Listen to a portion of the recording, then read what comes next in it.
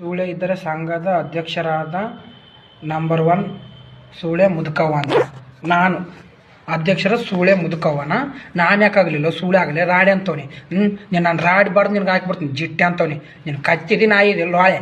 Love ಮಾಡಿದ್ರೆ ನಾ ಮಾಡೋದಿಲ್ಲ, ಯಾಕಂದರೆ ನೀವು ಕೆಡಿಸಿ ಬಿಟ್ಬಿಡ್ತೀರ, ನನ್ನ ವಾಡ್ಕೊಂಡಷ್ಟು ವಾಡ್ಕೊಂಡು ನನ್ನ ಬಿಸಾಕಿ ಬಿಡ್ತೀರ.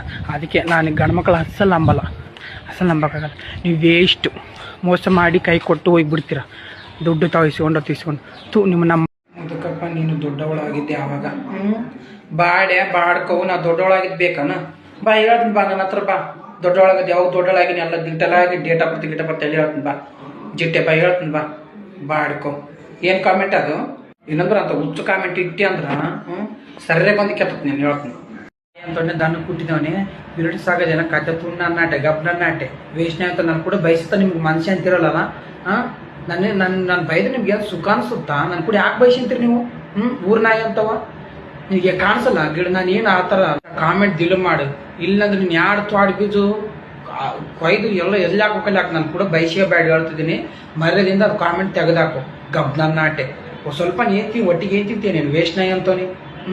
ಹುಂಡೆಗ ಬೀರ್ ಬರ್ತಾನು ನುಗ್ತು ನಿನಗ. ಅರ್ಥ ಆಯ್ತಾ? ನೀನು ತುಣೆ ಬೇಸ್ ಕೊಯ್ದು ಹಾಕಿಬಿಡ್ತೀನಿ. ಹುಚ್ಚ ಬೈಲಾರಂಗ.